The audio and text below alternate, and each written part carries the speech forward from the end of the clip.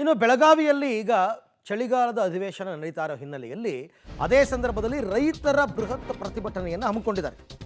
ರೈತರ ಪ್ರತಿಭಟನೆಗೆ ಬಿಜೆಪಿ ನಾಯಕರು ಕೂಡ ಸಾಥ್ ನೀಡಿದ್ದಾರೆ. ಆದರೆ ಬಿಜೆಪಿ ಪ್ರತಿಭಟನೆ ಬಗ್ಗೆ ಸಚಿವ ಶಿವಾನಂದ ಪಾಟೀಲ್ ಕೆಂಡವಾಗಿಬಿಟ್ಟಿದ್ದಾರೆ. ಬಿಜೆಪಿ ಜೊತೆ ಪ್ರತಿಭಟನೆ ಮಾಡೋರು ರೈತರೇ ಅಲ್ಲ ಅಂತಾರೆ ಅವರು. ಅವರೆಲ್ಲ ಬಿಜೆಪಿ ಬೆಂಬಲಿಗರು ಅಂತ ಪಬ್ಲಿಕ್ ಟಿವಿ ಜೊತೆ ಮಾತನಾಡೋಕೆ ಶಿವಾನಂದ ಪಾಟೀಲ್ ಅವರು ಹೇಳಿದ್ದಾರೆ.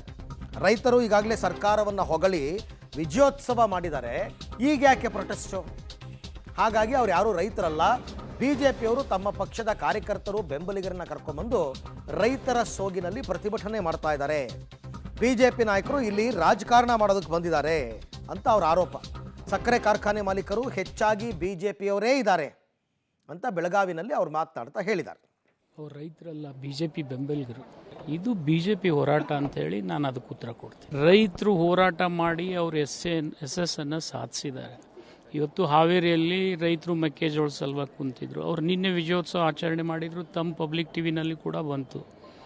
ಮತ್ತು ಮೊನ್ನೆ ಗುರ್ಲಾಪುರ ಕ್ರಾಸ್ನಲ್ಲಿ ಕಬ್ಬಿನ ಹೋರಾಟ ಮಾಡಿದರು, ಅಲ್ಲಿ ಕೂಡ ವಿಜಯೋತ್ಸವ ಆಚರಣೆ ಮಾಡಿ ನಾವು ಇಡೀ ರಾಜ್ಯದಲ್ಲಿ ಕಬ್ಬು ಬೆಳೆಗಾರರಿಗೆ 200-300 ರೂಪಾಯಿ ಒಂದು ಟನ್ನಿಗೆ ಹೆಚ್ಚಿ ಕೊಡಿಸ್ತಕ್ಕಂಥ ಪ್ರಯತ್ನ ಮಾಡಿದ್ದೀವಿ.